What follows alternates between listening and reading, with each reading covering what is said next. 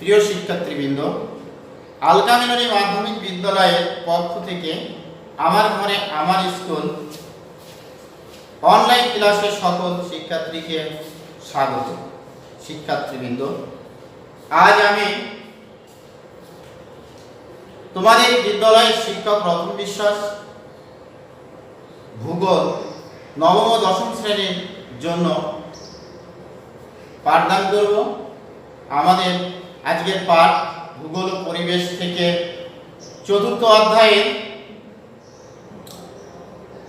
পৃথিবীর অভ্যন্তরীণ গঠন সম্পর্কে। আমি এই পৃথিবীর অভ্যন্তরীণ গঠনের উপর গত দিনও একটি ক্লাস নিয়েছি। সেই ক্লাসটি আমি আশা করছি তোমরা সকলে দেখেছো।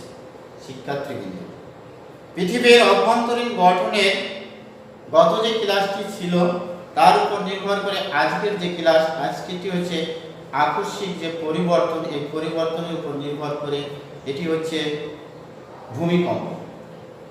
এই ভূমিকম্প ক্লাসের পর তোমরা সবাই ভূমিকম্পের কারণ ও ফলাফল বর্ণনা করতে পারবে। যেহেতু আজকে আমাদের ক্লাস হচ্ছে ভূমিকম্প এই বিষয়ের উপর, তো প্রথমে আমি তোমাদেরকে ভূমিকম্প কি সে সম্পর্কে জানাচ্ছি। পৃথিবীর কঠিন ভূত্বকে কোনো অংশ প্রাকৃতিক কোনো কারণে কখনো কখনো অল্প সময়ের জন্য হঠাৎ কেঁপে ওঠে। ভূত্বকের এরূপ আকস্মিক কম্পনকে ভূমিকম্প বলে। শিক্ষার্থীবৃন্দ, এই যে ভূমিকম্প, এই সংজ্ঞাটি তোমরা যাতে ভুলে না যাও, আমি প্রতিটি ব্যাখ্যার সাথে সাথে আবার স্ক্রিনেও আমি সেই ব্যবস্থা রাখছি, তোমরা যাতে পড়ে এটি মনে রাখতে পারো। এবং আমি আশা করব সবাই খাতা কলম এবং বই নিয়ে বসে আছো এবং এই অনলাইন ক্লাসে অংশগ্রহণ করছো। ভূমিকম্প পৃথিবীর কঠিন ভূত্বকের কোনো অংশ প্রাকৃতিক কোনো কারণে কখনো কখনো অল্প সময়ের জন্য হঠাৎ কেঁপে ওঠে। ভূত্বকের এরূপ আকস্মিক কম্পনকে ভূমিকম্প বলে। তো এই ভূমিকম্প কেন হয় বা ভূমিকম্পের কারণ কি? হ্যাঁ শিক্ষার্থীবৃন্দ, ভূমিকম্পের কারণকে দুই ভাগে ভাগ করা হয়েছে। একটি হচ্ছে প্রধান কারণ আর অপরটি হচ্ছে অপ্রধান কারণ।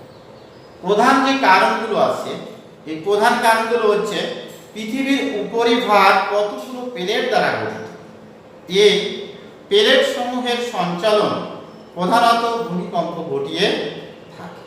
আবার অগ্ন্যুৎপাতের ফলে প্লেট সমূহের উপরও কম্পনের সৃষ্টি হয়, যার কারণে ভূমিকম্প হয়ে থাকে। স্ক্রিনে দেখতে পাচ্ছ পৃথিবীর উপরিভাগ কতগুলো প্লেট দ্বারা গঠিত। এই প্লেট সমূহের সঞ্চালন প্রধানত ভূমিকম্প ঘটিয়ে থাকে। অগ্ন্যুৎপাতের ফলে প্লেট সমূহের উপর ভূকম্পন সৃষ্টি হয়। এই হচ্ছে প্রধান কারণ। এরপরে রয়েছে ভূমিকম্পের অপ্রধান কারণ। অপ্রধান কারণগুলো কি? শিলাচ্যুতি বা শিলাতে ভাঁজের সৃষ্টি। কোনো কারণে ভূপৃষ্ঠের অভ্যন্তরে বড় ধরনের শিলাচ্যুতি যদি ঘটে থাকে বা এসব শিলাতে যদি কোনো প্রকার ভাঁজের সৃষ্টি হয়, তাহলেও কিন্তু ভূমিকম্প হয়। শিলাচ্যুতি বা শিলাতে ভাঁজের সৃষ্টি কোনো কারণে ভূপৃষ্ঠের অভ্যন্তরে বড় ধরনের শিলাচ্যুতি ঘটলে বা শিলাতে ভাঁজের সৃষ্টি হলে ভূমিকম্প হয়। আবার তাপ বিকিরণ করার ফলেও হয়। কিভাবে? ভূত্বক তাপ বিকিরণ করে সংকুচিত হলে ফাটল বা ভাঁজের সৃষ্টি হয়ে কখনো কখনো ভূমিকম্প হয়ে থাকে। ভূত্বক তাপ বিকিরণ করে সংকুচিত হলে ফাটল বা ভাঁজের সৃষ্টি হয়ে ভূমিকম্প হয়। এরপরে যেটি রয়েছে সেটি হচ্ছে ভূগর্ভস্থ বাষ্প। পৃথিবীর অভ্যন্তরে অত্যাধিক তাপের কারণে বাষ্পেরও সৃষ্টি হয়। এই বাষ্প ভূত্বকের বা এই ভূত্বকের ধাক্কা দেওয়ার যে ফল, সেই ফলস্বরূপ কিন্তু কখনো কখনো ভূমিকম্প হতে দেখা যায়। তো আমরা এই সংখ্যাটি কিভাবে এখানে রাখছি? ভূগর্ভস্থ বাষ্প পৃথিবীর অভ্যন্তরে অত্যাধিক তাপের কারণে বাষ্পের সৃষ্টি হয়। এই বাষ্প ভূত্বকে ধাক্কা দেওয়ার ফলে প্রচন্ড ভূমিকম্প অনুভূত হয়। তারপরে রয়েছে ভূগর্ভস্থ চাপের বৃদ্ধি বা হ্রাস।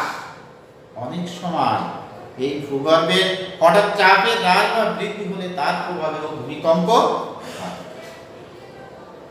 তারপরে রয়েছে কি হিমবাহের প্রভাব। হঠাৎ করে হিমবাহ পর্বতগাত্র থেকে নিচে পতিত হলে ভূপৃষ্ঠ কেঁপে ওঠে এবং ভূমিকম্প হয়। ভূগর্ভস্থ চাপের বৃদ্ধি বা হ্রাস।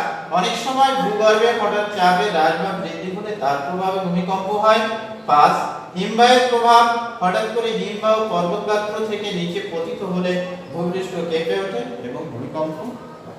স্ক্রিনে যা দেখছো সবই তোমাদের মনে রাখার জন্য, বা তোমরা যদি খাতায় লিখে নিতে চাও মাঝে মাঝে কিছু অংশ, তার জন্য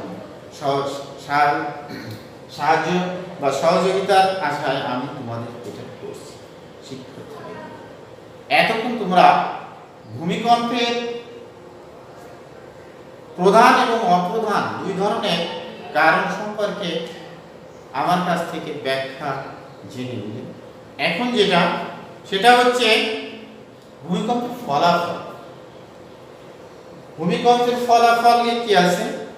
ভূমিকম্পের ফলাফল খুবই ভয়াবহ। কেন বলছি? যে ভূমিকম্পের ফলে ভূত্বকের মধ্যে অসংখ্য ভাঁজ বা ফাটল বা ধসের সৃষ্টি হয়।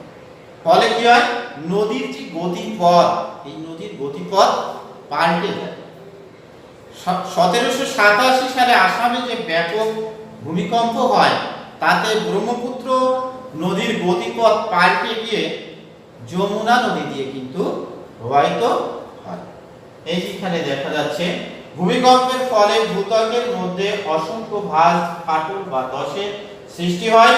ফলে নদীর গতিপথ পাল্টে যায়।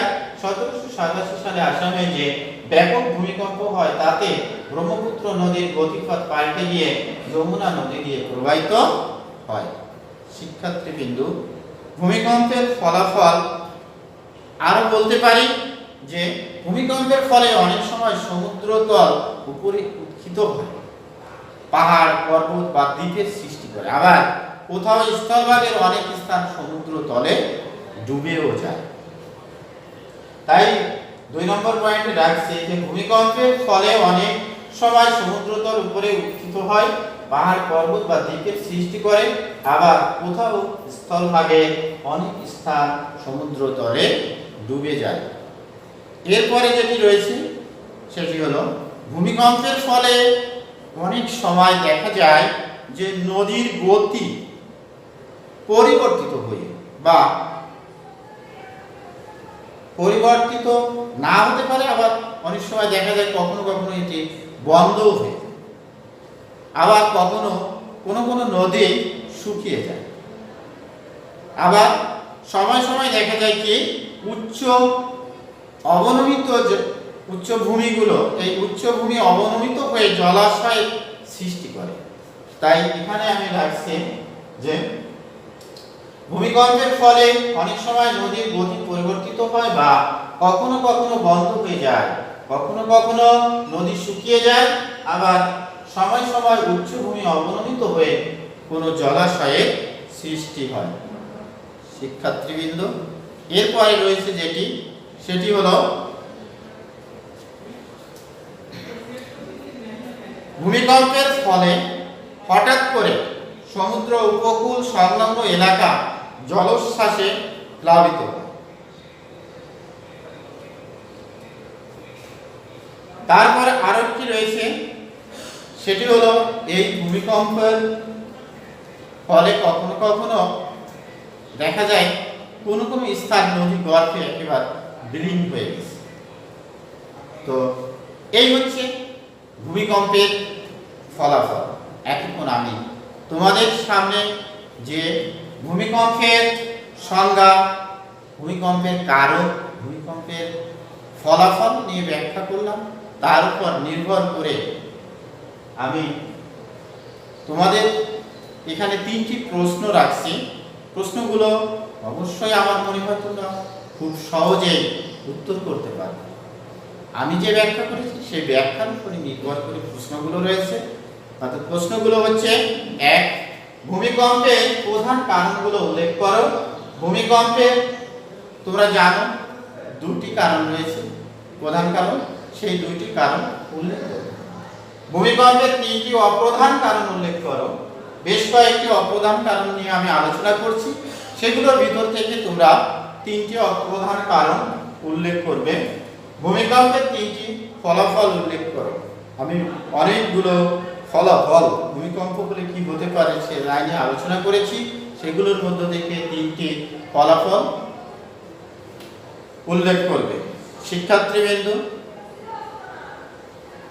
এরপরে দেখা যাবে যে আজকের এই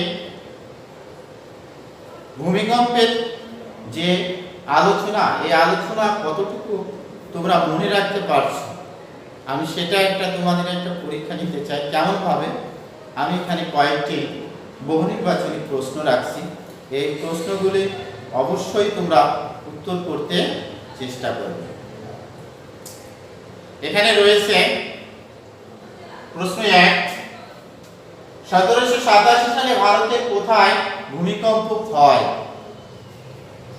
চারটি অপশন, কোনটি উত্তরটি হবে সেটি তোমাদের নির্ণয় করতে হবে।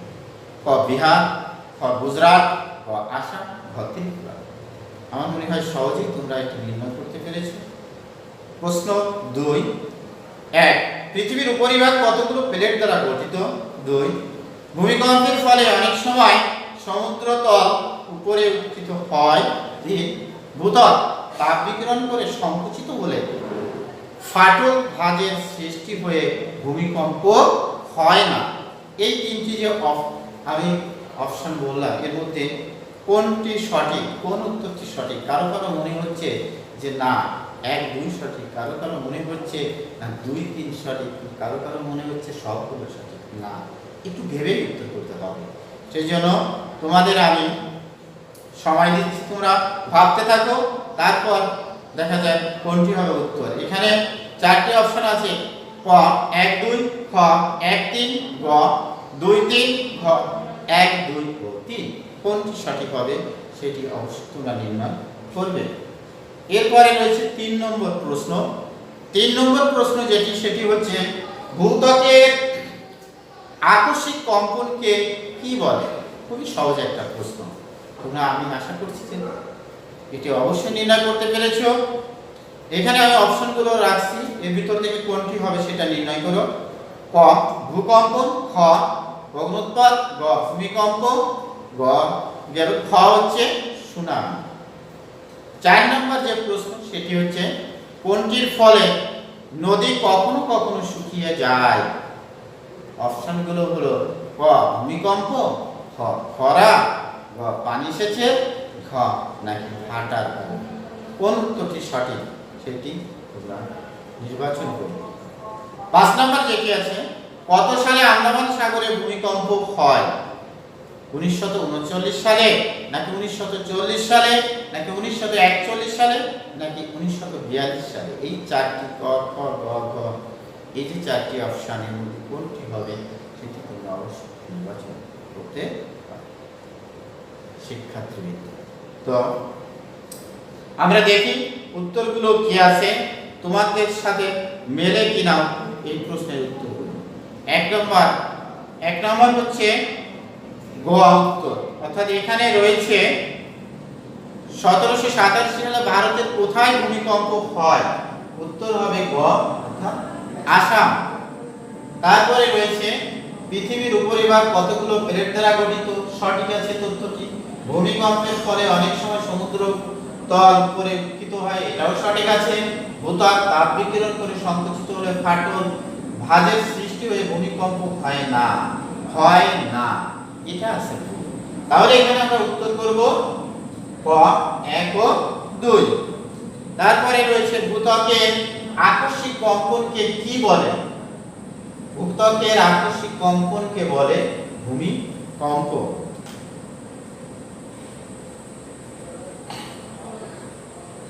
কোনটির ফলে নদী কখনো কখনো শুকিয়ে যায়? ভূমিকম্প। এটি হবে উত্তর। তারপরে রয়েছে যেটি, কত সালে আন্দামান সাগরে ভূমিকম্প হয়? 1941 সালে। এই হলো তোমাদের আজকের সেই 5টি বহু নির্বাচনী প্রশ্নের উত্তর।